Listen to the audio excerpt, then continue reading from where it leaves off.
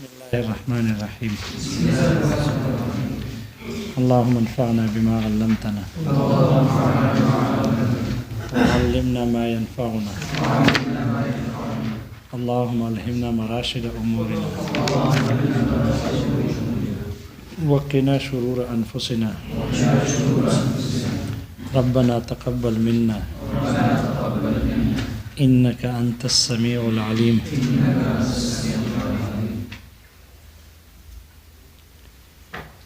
چار تقسیمات مکمل ہو گئے.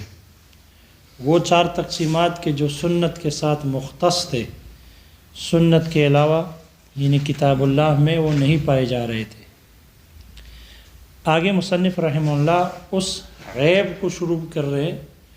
اس عیب اور طعن کے بیان کو شروع کر رہے ہیں جو حدیث کے ساتھ لاحق ہو جاتی ہے،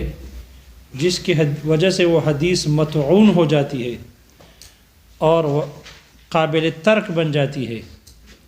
اس کی وجہ سے راوی بھی مجروح، اور جب راوی مجروح ہو جائے بعض اوقات اس کی عدالت ساقط ہو جاتی ہے، جس کی وجہ سے اس کی حدیث بھی قابل عمل نہیں رہتی. چاہے وہ عیب جو حدیث کے ساتھ لاحق ہوتی ہے، چاہے وہ عیب خود راوی کی طرف سے ہو، یا یعنی جس راوی نے حدیث نقل کی ہے خود اس راوی حدیث کی وجہ سے ہو، یا وہ عیب غیر راوی حدیث کی طرف سے ہو. دونوں صورتوں میں اگر عیب حدیث کے ساتھ لاحق ہو جائے تو وہ حدیث وہ قابل حجت نہیں رہتی. راوی کی طرف سے اگر حدیث میں عیب لاحق ہو، جیسے کہ راوی نے روایت نقل کر دی، آگے شاگرد کو بیان کر دی،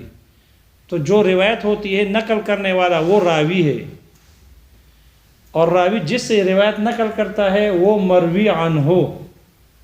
اور جس روایت کو نقل کرتا ہے وہ مروی عنہ جس سے روایت نقل کی گئی ہے، اس نے حدیث کا وہ اگر انکار کر لے تو یہ عیب ہے، اس کی وجہ سے حدیث پر عمل کرنا ساقط ہو جاتا ہے. مروی عنہ اگر حدیث کا انکار کر لے، پہلی صورت یہ، یا مروی عنہ حدیث کے خلاف عمل کر لے، اور ایسا حدیث کے خلاف عمل وہ ایسا خلاف ہو کہ یہ خلاف یقینی ہو، احتمالی صورت نہ ہو بلکہ یقیناً حدیث کے مخالف اس کا عمل ہو، یا وہ حدیث کے خلاف وہ عمل کر لے روایت کرنے کے یا بعد کرے یا پہلے کرے، یا روایت کرنے حدیث کے خلاف عمل کرنا وہ اس کی تاریخ معلوم نہیں. تین صورتیں بن جائے گی اس طرح کی. مروی عنہ حدیث کے خلاف عمل کرے روایت کرنے کے بعد، یا روایت کرنے سے پہلے، یا عمل کے خلاف کی تاریخ معلوم نہیں ہے کہ عمل پہلے تھا روایت بعد میں تھی، یا روایت پہلے تھا عمل بعد میں خلاف ہوگی، تاریخ معلوم نہ ہو. یا مروی عنہ حدیث کے دو احتمالوں میں سے ایک احتمال پر عمل کر لے، یا مروی عنہ یا راوی وہ روایت پر عمل کرنے سے رک جائے،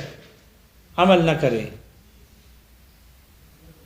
تو اگر پہلی صورت ہے، اگر مروی عنہ روایت نقل کرنے روایت کا انکار کر لے، تو انکار دو طرح کا ہے. وہ انکار یا انکار جاحد ہوگا. وہ انکار جو انکار جاحد ہوتا ہے، منکر کے انکار کی طرح. مثال کے طور پر کوئی اس کو کہے کہ آپ نے یہ روایت بیان کی ہے، وہ کہے کہ نہیں، کذبت علیہ،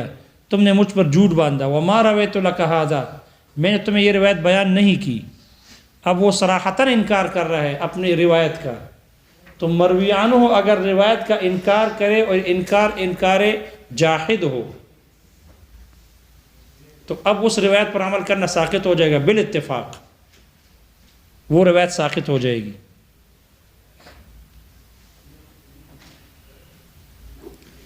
اس لیے کہ ان میں سے ان میں سے ایک دوسرے کی تکذیب کر رہے ہیں. شاگرد استاد کو کہہ رہے, راوی مروی عنہ کو کہہ رہے کہ آپ نے یہ روایت بیان کی ہے, اور وہ انکار کر رہے کہ ما رویت لک ھذا, میں نے تمہیں یہ روایت بیان نہیں کی ہے, کذبت علیہ, تم نے مجھ پر جھوٹ باندھا. تو ایک سچا ہے, یا استاد سچا ہے یا یہ شاگرد سچا ہے, کیونکہ ان میں سے ہر ایک دوسرے کی تکذیب کر رہے ہیں. تو اس میں سے ایک سچا ہے. لہذا جب ان میں سے ایک بھی جھوٹا ہو گیا تو روایت عدالت ساقط ہو گئی, اس لیے کہ ایک جھوٹا ہو گیا. اس لیے جب عدالت ساقط ہو گئی تو روایت پر عمل کرنا ساقط, عدالت باقی نہ رہی. اور مخبر میں شرائط میں سے, مخبر کے شرائط میں سے عادل ہونا شرط ہے, اس لیے جب شرط نہیں پائے گی تو اس کی خبر بھی حجت نہ ہوگی, اس کی خبر حجت نہ ہوگی.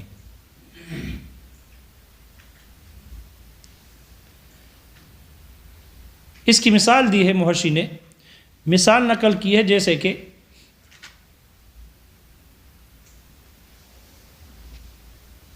ایک روایت ہے جس کو ابن جریج نے نقل کیا ہے سلیمان ابن موسیٰ سے, اور اس نے اپنے استاد زہری سے, اور انہوں نے اپنے استاد حضرت عروہ ابن زبیر سے, اور انہوں نے اپنے استاد حضرت عائشہ صدیقہ رضی اللہ عنہا وعنہم سے. انہوں نے آپ علیہ الصلوۃ والسلام کے بارے میں ارشاد نقل کیا کہ رسول اللہ صلی اللہ علیہ وسلم نے فرمایا, ایما امرأۃ نکحت بغیر اذن ولیہا فنکاحها باطل, اس کا نکاح باطل ہے. جو عورت اپنا نکاح بغیر ولی کی اجازت کے کرے اس کا نکاح باطل ہے. اس روایت کو ابن جریج نے نقل کیا ہے سلیمان ابن موسیٰ, ان کا استاد سلیمان ابن موسیٰ ہے. ابن عدی نے اپنے کامل میں لکھا ہے, ابن عدی محدث ہیں, انہوں نے اپنے کامل میں لکھا ہے کہ یہ ابن جریج تھے, یہ ابن جریج اپنے استاد کے استاد زہری سے ملے, اور زہری سے مل کر ان سے کہا کہ آپ نے سلیمان کو یہ حدیث بیان کی ہے, انہوں نے آپ کی طرف سے ہمیں یہ حدیث بیان کی ہے. تو آپ نے ان کو یہ بیان کی ہے یہ حدیث, جس پر زہری نے کہا کہ مجھے لا عارفہ, میں نہیں جانتا, مجھے یاد نہیں ہے, میں نہیں جانتا. تو انہوں نے کہا کہ سلیمان ابن موسیٰ نے آپ کی طرف سے بیان کی ہے اس روایت کو ہمیں. تو اس نے سلیمان ابن موسیٰ کی تعریف کی, اس کی تعریف کی, لیکن پھر فرمایا کہ اس کو میرے بارے میں وہم ہوا ہے, میں نے بیان نہیں کی. لہذا اگر وہ انکار کر لے کہ میں نے بیان نہیں کی ہے, اس کو میرے بارے میں وہم ہوا ہے, کسی اور نے ان کو بیان کی ہے لیکن وہ میرے ذمہ لگا رہے, میں نے بیان نہیں کی, تو یہ انکار جاحد ہے. اس لیے حدیث پر عمل کرنا ساقط ہو جائے گا, حدیث پر عمل کرنا ساقط ہو جائے گا.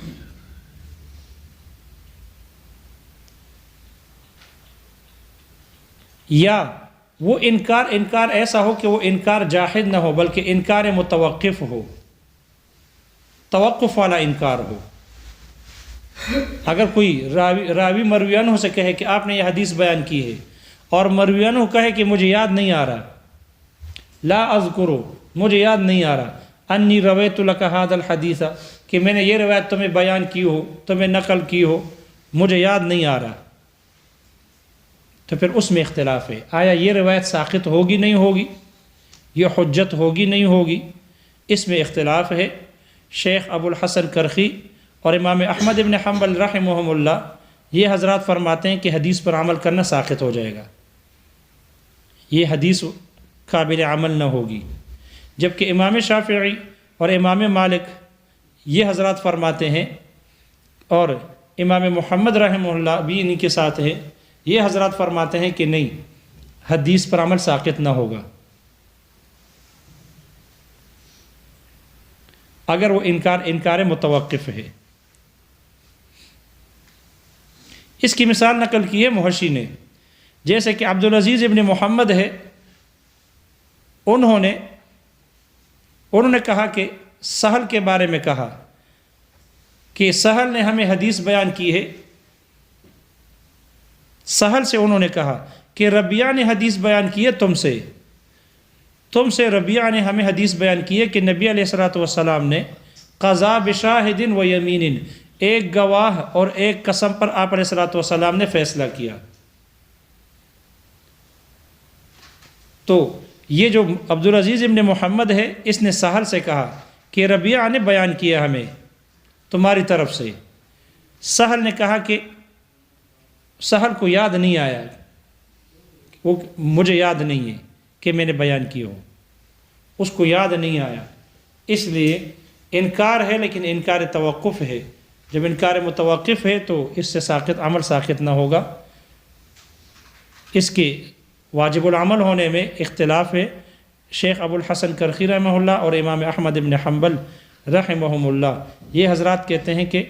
اسی طرح امام ابو یوسف رحمہ اللہ بھی انہی کے ساتھ ہیں، یہ حضرات کہتے ہیں کہ اس پر عمل کرنا ساقط ہو جائے گا، اور امام شافعی، امام مالک اور امام محمد رحمہم اللہ یہ حضرات فرماتے ہیں کہ عمل ساقط نہ ہوگا۔ یہ اس وقت ہے کہ مروی عنہ روایت کا انکار کر لے، اور اگر وہ مروی عنہ حدیث کے خلاف عمل کرے، جو روایت نقل کی ہے اس کے خلاف عمل کرے روایت کرنے کے بعد، اور وہ عمل بھی ایسا ہو کہ وہ یقینی اس کے خلاف ہو، کوئی احتمالی صورت نہ ہو، تو پھر اس صورت میں بھی وہ حدیث پر عمل کرنا ساقط ہو جائے گا۔ اس لیے کہ جب مروی عنہ روایت کے خلاف عمل کرتا ہے، حدیث بیان کی ہے اور عمل اس حدیث کے خلاف کر رہا ہے، تو پھر دو ہی احتمال ہے۔ ایک احتمال یہ ہے کہ وہ حدیث منسوخ ہے اور یہ مروی عنہ اس کے نسخ پر واقف ہے، اس لیے اس کے خلاف عمل کر رہا ہے، تو وہ حدیث منسوخ شمار ہوگی۔ یا یہ کہ وہ حدیث موضوع ہے، من گڑت ہے، تو چونکہ مروی عنہ نے روایت نقل کی ہے اور یہ اس کے من گڑت ہونے پر واقف ہو گیا کہ یہ حدیث موضوع ہے، درست نہیں ہے، اس لیے اس کے خلاف عمل کر رہا ہے، تو اس حدیث سے استدلال کرنا ساقط ہو جائے گا۔ اور اگر وہ حدیث صحیح ہے اور پھر بھی مروی عنہ اس کے خلاف عمل کر رہا ہے، قلت مبالات کی وجہ سے، پرواہ کی کمی کی وجہ سے، اہتمام کے نہ کرنے کی وجہ سے، یا غفلت کی وجہ سے، تو اگر اس وجہ سے اس حدیث کے خلاف عمل کر رہا ہے کہ پرواہ نہیں کر رہا، یا غفلت ہے، اس کو یاد ہی نہیں ہے کہ میں نے روایت کیا بیان کی ہے اور عمل کیا کر رہا ہوں، اگر یہ یاد نہیں آ رہا تو پھر اس ایسے مروی عنہ کی عدالت ساقط ہو جاتی ہے۔ اگر پرواہ نہیں کر رہا تو عدالت ساقط ہے، اور اگر غافل ہے، غفلت ہے، یاد ہی نہیں ہے کہ میں نے روایت کچھ اور بیان کی ہے، امر میں اس کے خلاف عمل کر رہا ہوں، تو پھر اس کی ضبط ساقط ہو جاتی ہے، ضابط نہیں رہتا، اس لیے اس حدیث پر عمل کرنا ساقط ہو جائے گا۔ مثال شارح نے نقل کی ہے، مثال ہے اس کی کہ جس میں مروی عنہ روایت نقل کرنے کے بعد اس کے خلاف عمل کر لے، جیسے کہ حضرت عائشہ صدیقہ رضی اللہ عنہا کی روایت ہے کہ آپ علیہ الصلوۃ والسلام نے فرمایا، اَيُّمَّ امْرَأَةٍ نَكَحَتْ بِغَيْرِ اِذْنِ وَلِيِّهَا فَنِكَاحُهَا باطل، اس کا نکاح باطل ہے۔ پھر حضرت عائشہ صدیقہ رضی اللہ عنہا نے خود ہی اسی روایت کی خلاف کیا، اس کے خلاف عمل کیا، اور اپنی بتیجی عبد الرحمن بن ابی بکر جو ان کے بھائی تھے، ان کی بیٹی حضرت حفصہ کا نکاح انہوں نے کرایا ولی کی اجازت کے بغیر، جبکہ ان کا بھائی اس وقت سفر میں تھے، شام میں موجود تھے، اور اس کی اجازت کے بغیر انہوں نے اپنی بتیجی کا نکاح کرایا ہے۔ پھر جب حضرت عبد الرحمن بن ابی بکر رضی اللہ عنہ حاضر ہوئے تو وہ ناراض بھی ہوئے اس پر۔ معلوم ہوا مروی عنہ جب اس روایت کے خلاف عمل کر لے اور وہ خلاف یقینی خلاف ہو، نکاح درست نہیں اور انہوں نے نکاح کرا دیا تو وہ اس کا یقینی خلاف تھا، اس لیے اس روایت سے استدلال کرنا ساقط ہو جائے گا، وہ قابل استدلال نہ رہے گی۔ اور اگر راوی نے روایت کے خلاف عمل کیا ہو اور روایت کرنے کے سے پہلے عمل خلاف ہو، بعد میں نہ ہو، روایت عمل پہلے کچھ اور تھا، روایت کرنے کے بعد عمل کچھ اور ہو گیا، یا راوی کے عمل کے حدیث کے خلاف روایت کرنے کے اس کے عمل کے خلاف ہونے کی تاریخ معلوم نہیں ہے، پتہ نہیں عمل خلاف تھا، روایت پہلے بیان کی، عمل بعد میں خلاف ہوا، یا عمل پہلے خلاف تھا، روایت بعد میں بیان کی، اگر تاریخ معلوم نہ ہو، مجہول ہو، تو اس صورت میں حدیث پر عمل کرنا ساقط نہ ہوگا، اس لیے کہ حدیث اپنے اصل کے اعتبار سے حجت ہے۔ اب اس پر عمل کرنے کے ساقط ہونے میں شبہ آ گیا، کیونکہ تاریخ معلوم نہیں ہے، اور شبہ کی وجہ سے جو چیز یقینی اور اصلی ہو اور یقینی ہو تو وہ ساقط نہیں ہوتی شک کی وجہ سے، اس لیے وہ حدیث ساقط نہ ہوگی، اس سے استدلال ساقط نہ ہوگا، حدیث حجت رہے گی۔ اس لیے اس پر محمول کیا جائے گا کہ بظاہر اس کا یہ عمل اگر روایت کرنے سے پہلے اس کا عمل کچھ اور تھا، روایت کرنے کے بعد عمل بدل گیا، تو ظاہر بات ہے پہلے اس کا مذہب کچھ اور تھا، جب حدیث نقل کی تو اب اس کی عمل حدیث کے موافق ہو گیا، عمل بدل گیا، حدیث کے موافق اس کا عمل ہو گیا، تو اس صورت میں تو حدیث پر عمل ہوگا، ساقط نہیں ہوگا۔ لیکن جہاں وہ شک پڑ جائے، تاریخ معلوم نہ ہو، تو چونکہ حدیث اصل کے اعتبار سے یقینی ہے اور اب اس کے ساقط ہونے میں شک واقع ہو گیا تاریخ کے مجہول ہونے کی وجہ سے، اس لیے شک کی وجہ سے حدیث پر عمل ساقط نہ ہوگا، حدیث حجت رہے گی۔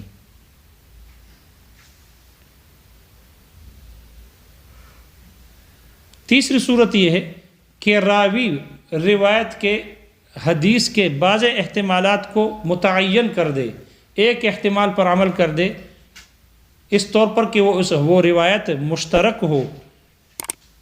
تو راوی اس کے ایک تعویل پر عمل کر لے، تو مصنف کہتے ہیں اگر کوئی آدمی اس کے دوسرے تعویل پر، اس کے دوسرے احتمال پر عمل کر لے تو وہ منع نہیں ہے، یہ اس کے لیے مانع نہیں ہے، حدیث کے خلاف عمل شمار نہیں ہوتا۔ جیسے کہ عبداللہ ابن عمر رضی اللہ عنہما نے ایک روایت نقل کی، المتبایعان بالخیار ما لم یتفرقا، بائع اور مشتری وہ خیار پر رہتے ہیں، ان کا اختیار باقی رہتا ہے، ما لم یتفرقا، جب تک کہ وہ دونوں جدا نہ ہو، ما لم یتفرقا۔ اب ما لم یتفرقا یہ مشترک لفظ ہے، ذو احتمالین ہے،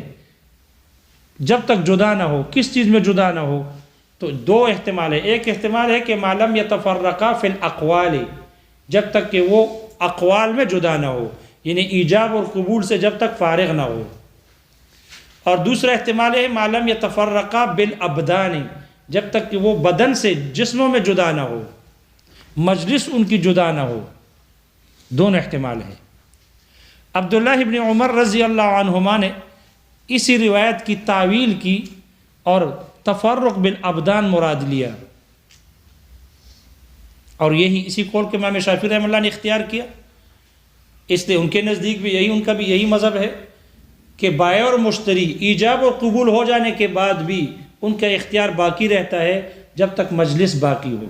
اگرچہ وہ ایجاب قبول ہو جانے کے بعد اور درمیان میں باتیں ہو، کلام ہو، لیکن جب تک مجلس باقی ہے، مجلس کے باقی رہنے تک اگر مشتری بے کو ختم کرنا چاہے، رجوع کرنا چاہے، کر سکتا ہے، بے ختم ہو جائے گی، اس لیے کہ المتبایعان بالخیار۔ اس لیے اگر بے کو نافذ کرنا ہو تو مجلس تبدیل کر دے، بیٹے بیٹے بے شرع ہو گئی، اب اگر کوئی مجلس سے کڑا ہو جائے تو مجلس ختم ہو گئی، بے نافذ ہو جائے گی، یا کڑے کڑے انہوں نے بے کر دی، اب اگر کوئی بیٹھ جائے تو بے نافذ ہو جائے گی، یا وہاں سے چل دیے ایک روانہ ہو جائے تو مجلس ختم ہو جاتی ہے، بے نافذ ہو جائے گی۔ تو عبداللہ ابن عمر رضی اللہ عنہما نے اس روایت کے راوی ہے، انہوں نے اس کے ایک احتمال پر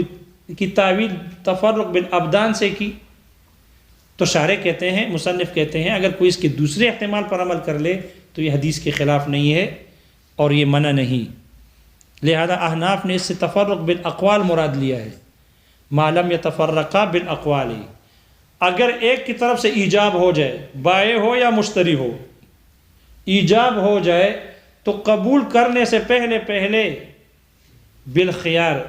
اختیار پر رہتے ہیں، جب تک قبول نہ ہو دوسری طرف سے تو یہ اپنے اس ایجاب سے رجوع کر سکتے ہیں، لیکن اگر اس نے قبول کر لیا تو اب اختیار ختم ہے، بے شک مجلس وہی کیوں نہ ہو، ایک ہی مجلس کیوں نہ ہو، اس لیے کہ ما لم یتفرقا سے مراد ما لم یتفرقا بالاقوال ہے، یعنی ایجاب ہونے کے بعد اختیار رہتا ہے، جو ہی قبول ہو جائے اختیار ختم۔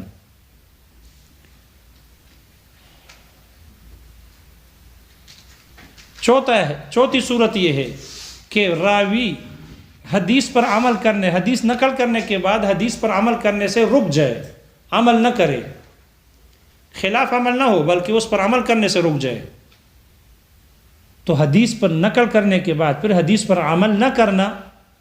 یہ ایسا ہی ہے حدیث کے ساقط ہونے میں، قابل عمل نہ ہونے میں، جیسے کہ حدیث کے خلاف عمل کرتا ہے۔ تو جیسے حدیث کے خلاف عمل کر لے پھر وہ انکار ہوگا۔ حدیث کے خلاف عمل کرنا یا تو منسوخ ہونے پر محمول ہوتا ہے یا موضوع ہونے پر محمول ہوتا ہے، حدیث قابل استدلال نہیں رہتی۔ ایسا ہی اگر راوی حدیث نقل کرنے کے بعد اس پر عمل کرنے سے رک جائے تو یہ اس کے خلاف عمل کرنے کی طرح ہے، اس سے قابل استدلال نہیں۔ جیسے کہ شارح نے مثال نقل کی ہے، جیسے کہ حضرت عبداللہ ابن عمر رضی اللہ عنہما نے آپ علیہ السلام سے روایت نقل کی کہ آپ علیہ السلام کو نماز جب پڑھتے تھے رکوع کو جاتے ہوئے ہاتھوں کو اٹھاتے تھے، رفع دین کرتے تھے، اور جب سجدے کو جاتے تھے، رکوع کو جاتے اور رکوع سے سر اٹھاتے، تو جب رکوع سے سر اٹھاتے تھے تب بھی ہاتھوں کو اٹھاتے، یعنی رفع دین کرتے تھے۔ یہ روایت نے نقل کی۔ پھر حضرت مجاہد ہے کہ بار تابعین میں سے ہے، یہ حضرت عبداللہ ابن عمر رضی اللہ عنہما کی صحبت میں رہے، ان کے ساتھ رہے، 10 سال تک ان کے ساتھ رہے۔ حضرت مجاہد رحمہ اللہ کہتے ہیں کہ میں نے 10 سال ان کے ساتھ گزارا، میں نے کبھی عبداللہ ابن عمر رضی اللہ عنہ کو ہاتھ اٹھاتے ہوئے نہیں دیکھا، یعنی ان کو رفع دین کرتے ہوئے نہیں دیکھے، سوائے تکبیرۃ الافتتاح میں، سوائے تکبیر تحریمہ کے وقت ہاتھ اٹھاتے تھے، باقی ہاتھ نہیں اٹھاتے تھے۔ تو عبداللہ ابن عمر رضی اللہ عنہما نے روایت نقل کی اور دیکھو اس روایت کے پھر عمل کرنا چھوڑ دیا، تو یہ دلیل ہے اس کے خلاف، یہ اس کے خلاف عمل کرنے کی طرح ہے۔ تو یا تو وہ حدیث منسوخ ہو گئی جو انہوں نے نقل کی ہے، اور یا یہ ہے کہ وہ حدیث موضوع تھی۔ تو یہ حدیث موضوع تو نہیں ہے، صحیح نقل سے ثابت ہے رفع دین کی روایت ہے، لیکن یہ پھر نسخ پر محمول ہوگی، یہ منسوخ ہے۔ یہی وجہ ہے کہ عبداللہ ابن عمر رضی اللہ عنہما کے ایک شاگرد ہیں حضرت طاووس رحمہ اللہ، انہوں نے نقل کیا ہے کہ عبداللہ ابن عمر رضی اللہ عنہما رفع دین کرتے تھے، اس لیے پھر محدثین نے اس کو محمول کیا ہے کہ ہو سکتا ہے یہ پہلے ان کا عمل روایت نقل کرنے کے بعد یہی ہو کہ رفع دین کرتے ہوں، پھر اس کے بعد انہوں نے رفع دین کو چھوڑ دیا۔ اس لیے حضرت مجاہد 10 سال رہے صحبت میں، لیکن وہ فرماتے ہیں کہ میں نے رفع دین کرتے ہوئے نہیں دیکھا۔ اسی طرح منقول ہے حضرت عبداللہ ابن مسعود رضی اللہ عنہ سے بھی یہی منقول ہے کہ آپ علیہ السلام صرف تکبیر تحریمہ کے وقت، تکبیر افتتاح کے وقت رفع دین کرتے تھے، پھر ہاتھوں کو نہیں اٹھاتے تھے۔ اس لیے محشی کہتے ہیں، امام بیہقی نے صحیح سند سے ثابت کیا ہے، صحیح سند سے ذکر کیا ہے حضرت عمر فاروق رضی اللہ عنہ کے بارے میں بھی کہ وہ رفع دین نہیں کرتے تھے۔ اسی طرح حضرت ابو بکر رضی اللہ عنہ کے بارے میں ہے کہ وہ بھی رفع دین نہیں کرتے تھے، ہاتھ نہیں اٹھاتے تھے۔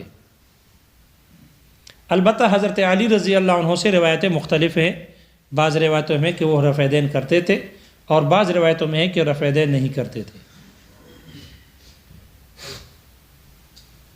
اس لیے محشی کہتے ہیں کہ اگر یہ رفع دین منسوخ نہ ہوتے تو ایسا نہیں ہو سکتا تھا کہ کبار صحابہ ان سے اعراض کرتے اور اس سے آنکھیں بند کرتے، ان سے کبھی بھی آنکھیں نہ بند کرتے، لیکن چونکہ یہ بظاہر منسوخ ہے اس لیے کبار صحابہ نے اس کو چھوڑ دیا اور ان سے اعراض کیا، وہ رفع دین نہیں کرتے تھے۔ یہی وجہ ہے، نہایہ کے حوالے سے محشی نے نقل کیا ہے کہ عبداللہ ابن زبیر رضی اللہ عنہما انہوں نے مسجد حرام میں ایک آدمی کو نماز پڑھتے ہوئے دیکھا کہ وہ رفع دین کرتے تھے، تو عبداللہ ابن زبیر رضی اللہ عنہما نے ان سے فرمایا کہ لا تفعل، نہ کرو، انہ شیء، یہ ایک ایسا عمل تھا کہ آپ علیہ السلام نے کیا، پھر قد ترکہ رسول اللہ صلی اللہ علیہ وسلم بعد ما فعل، آپ علیہ السلام نے رفع دین کرنے کے بعد پھر اس عمل کو چھوڑ دیا تھا، اس لیے نہ کرو۔ اس لیے دونوں طرف سے روایتیں موجود ہے، احادیث بھی موجود ہے، صحابہ کے عمل بھی مختلف ہے، بعض صحابہ کرتے تھے اور بعض صحابہ نہیں کرتے تھے، لیکن بظاہر یہ ہے کہ یہ نسخ پر محمول ہے ہمارے نزدیک کہ رفع دین ثابت ہے، لیکن بعد میں منسوخ ہو گئے، اس لیے کہ نماز میں عمل کثیر تھا، پھر آہستہ گفتگو بھی تھی، باتیں بھی ہوتی تھی، سلام دعا بھی ہوتی تھی، پھر آہستہ آہستہ باتیں اور کلام اور عمل کم ہوتا گیا۔ وَقُومُوا لِلَّهِ قَانِتِينَ آیت نازل ہو گئی، تو اس کی وجہ سے پھر سلام کلام دعائیں ختم ہو گئی، سکون کا حکم آ گیا، نماز میں سکون اختیار کر لو۔ اس لیے صحیح سند سے ثابت ہے، صحیح سند سے، کہ آپ علیہ الصلوۃ والسلام سجدے کو جاتے ہوئے بھی رفع دین کرتے تھے، سجدے کو جاتے ہوئے، سجدے سے سر اٹھاتے ہوئے، فی کل خفض و رفع، ہر جھکنے کے وقت اور ہر اٹھنے کے وقت۔ تو جھکنا اٹھنا رکوع میں بھی ہے اور سجدے میں بھی ہے، اور یہی لوگ بھی مانتے ہیں، یہ اہل حدیث اور شوافی حضرات بھی مانتے ہیں کہ سجدے کے ساتھ رفع دین ثابت تھے، جیسے کہ شیعہ کرتے ہیں، سجدے کو جاتے ہوئے سجدے سے سر اٹھاتے ہوئے رفع دین کرتے ہیں، لیکن وہ منسوخ ہے، یہ لوگ بھی مانتے ہیں وہ منسوخ ہے۔ تو ہم کہتے ہیں جیسے وہ منسوخ عمل کثیر تھا، اسی طرح پھر رکوع والا بھی بعد میں منسوخ ہو گیا، وَقُومُوا لِلَّهِ قَانِتِينَ کی وجہ سے۔ وَعَلَى كُلِّ حال، صحابی نے روایت نقل کی اور اس کے خلاف عمل کیا، تو یہ اس پر عمل کرنے سے رک گئے، تو یہ اس کے خلاف عمل کرنے کی طرح ہے، اس لیے وہ حدیث حجیت سے نکل جائے گی، حجت باقی نہ رہے گی۔ یہ 4 صورتیں تھی کہ جس میں مروی عنہ ہو، روایت پر عمل نہ کرے، یا اس کا انکار کر لے، یا اس کے خلاف عمل کر لے، یا اس پر عمل کرنے سے رک جائے، راوی حدیث ہو۔ دوسری صورت وہ ہے جو وہ عیب کہ جو غیر راوی حدیث کی طرف سے حدیث کے ساتھ لاحق ہوتی ہے، اور وہ حدیث بھی ایسی ہو کہ جو صحابہ پر مخفی ہونے کا احتمال نہ رکھتی ہو، یعنی شاذ نادر واقعہ نہ ہو، بلکہ حدیث مشہور ہو، مخفی نہ ہو کسی پر، اور پھر صحابہ اس پر عمل نہ کرے، اس کے خلاف عمل کر لے، تو یہ بھی حدیث میں عیب کو ثابت کرتا ہے، حدیث قابل عمل نہیں رہتی۔ جیسے کہ ایک روایت ہے، حضرت عبادہ ابن صامت رضی اللہ عنہ نے روایت کی کہ آپ علیہ الصلوۃ والسلام نے فرمایا، البکر بالبکر جلد مئۃ وتغریب عام۔ البکر بالبکر اے زنا البکر بالبکر، باکرہ مرد کا باکرہ عورت کے ساتھ زنا کرنا، یعنی غیر شادی شدہ کا غیر شادی شدہ کے ساتھ زنا کرنا، جلد مئۃ وتغریب عام، 1 سال یہ جلاوطنی ہے اور 100 کوڑے ہیں، یہ روایت ہے، یہ حدود کے بارے میں ہے۔ تو حدود کی روایت صحابہ پر مخفی نہیں تھی، اس لیے امام شافعی رحمہ اللہ اس حدیث کو لے کر، اس حدیث کو تغریب عام کو حدود کا حصہ بناتے ہیں اور اس کا جز سمجھتے ہیں، اس لیے تغریب عام ضروری ہے ان کے ہاں، حد کا حصہ ہے۔ جبکہ ہم کہتے ہیں کہ عمر فاروق رضی اللہ عنہ نے اپنے دور خلافت میں ایک آدمی کو جلاوطن کیا، ربیعہ بن امیہ تھا، ربیعہ بن امیہ کو زنا کی وجہ سے کوڑے مار کر جلاوطن کیا، پھر وہ روم چلا گیا، روم، اور وہاں تنصرہ، نصرانی ہو گیا، عیسائی بن گیا، مرتد ہو گیا۔ تو عمر فاروق رضی اللہ عنہ کو جب اس کی اطلاع دی گئی تو حضرت عمر فاروق رضی اللہ عنہ نے قسم کھائی کہ آئندہ کسی کو جلاوطن نہیں کرے گا۔ معلوم ہوا کہ اگر یہ جلاوطنی یہ حد کا حصہ ہوتا تو عمر فاروق رضی اللہ عنہ اس کے چھوڑنے کے اور نہ کرنے کے کبھی قسم نہ کھاتے۔ معلوم ہوا یہ حد کا حصہ نہیں، یہ سیاست پر محمول ہے، انتظامی امور میں سے ہے، انتظام پر محمول ہے، حد کا حصہ نہیں، ورنہ حدود کے ساقط کرنے کا حق تو پیغمبر کو بھی نہیں ہے۔ تو عمر فاروق کیسے اس کے نہ کرنے کی قسم کھا سکتے ہیں؟ لہذا یہ روایت چونکہ صحابی کا عمل، راوی نے تو روایت نقل کی، اس کا عمل نہیں، غیر صحابی نے اس کے خلاف عمل کر لیا، اس لیے یہ روایت بھی اس میں حدیث میں عیب پیدا کر لیتی ہے، اس لیے قابل استدلال نہیں۔ اس لیے ہمارے نزدیک تغریب عام یہ حد کا حصہ نہیں، بلکہ انتظام اور نظم پر اور سیاست پر محمول ہے۔ مناسب سمجھے جلا وطن کر دے، اور اگر مناسب نہ سمجھے تو جلا وطن نہ کرے۔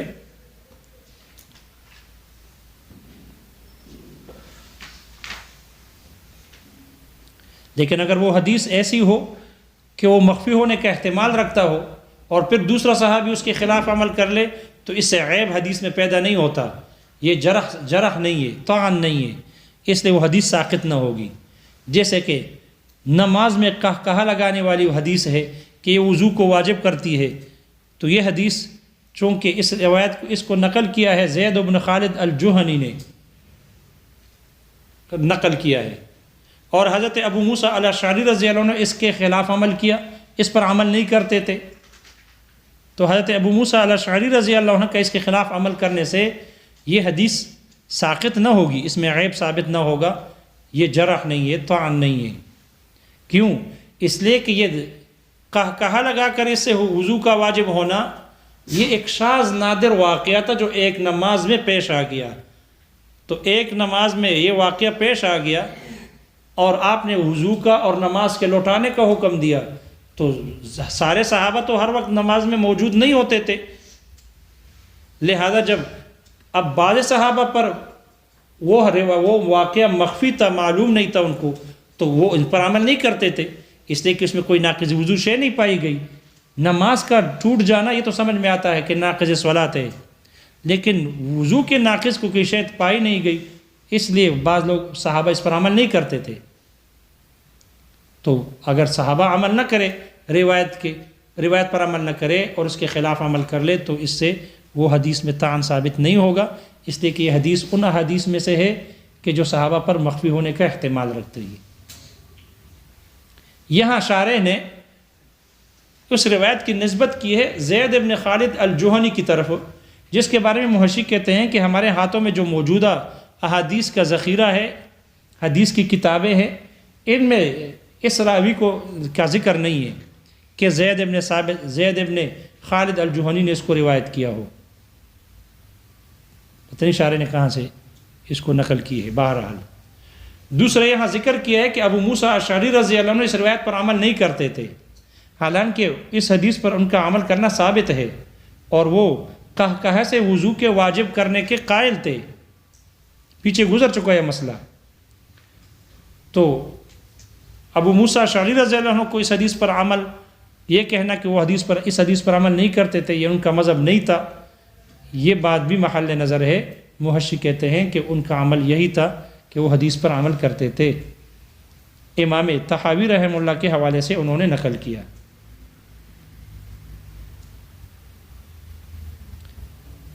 لیکن اگر طعن اور عیب ایسا ہو کہ جو مبہم ہو،